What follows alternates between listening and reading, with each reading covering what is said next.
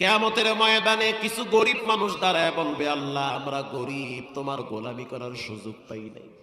আল্লাহ বলবে, বেলাল একটু দাঁড়াও আর তাদেরকে বলো তারা কি তোমার চাইতেও বেশি গরিব ছিল নাকি। বেলাল রাদিয়াল্লাহু তাআলা আনহু দাঁড়ায় বলবে, ও ভাই, আমি তো মানুষের বাড়ি কামলা দিয়া খাইতাম, আল্লাহর নামের আওয়াজ দিলে আমার মালিক আমার গলায় শিকল লাগায়া বুকের উপরে পাথর চাপা দিত।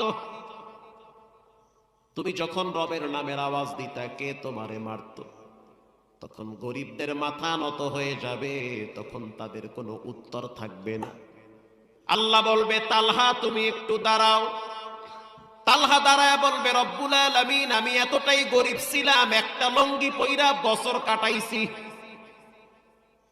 আমি আর আমার বিবি দুইজনে মাঝে মাঝে এক কাপড়ে রাত কাটাইতাম, কারণ আমি গরিব, আমার সম্পদ নাই। রব্বুল আলামিন বলবেন, লাউসনের গরিবরা, তোমরা তার দিকে তাকায় দেখো, তার চাইতে কি বড় গরিব তোমরা ছিলা? একদল নেতারা দাঁড়ায় বলবে, রব্বুল আলামিন, আমি জনগণের খেদমত করতে গিয়া সময় দিতে পারি নাই তোমারে। আল্লাহ বলবে, সুলাইমান নবী দাঁড়াও। আর রব্বুল আলামিন বলবেন, দুনিয়ার নেতারা, শাসকরা ক্ষমতাশীল না, সুলাইমান নবীর দিকে তাকায় দেখো, তার চেয়ে বড় রাজত্ব তোমাদেরকে দেওয়া হয় নাই। হইছে? সুলাইমান নবীর ভাষা পিপিলিকা বুঝতো, পিঁপড়ার ভাষা সুলাইমান নবী বুঝতো। সমুদ্রের ভিতরে দুইটা মাছ যখন কথা বলতো, মাছের আওয়াজটা সুলাইমান নবী বুঝতে পারত। জঙ্গলার ভিতরে দুইটা শিয়াল যখন কথা বলতো, দুই শিয়ালের ভাষা সুলাইমান নবীর কানে রব্বুল আলামিন পৌঁছায়া দিত। ওয়াতাফাক্কাদা তায়রা ফাকালা মা লিয়া লা আরাল হুদহুদ আম কানা মিনাল গায়িবিন।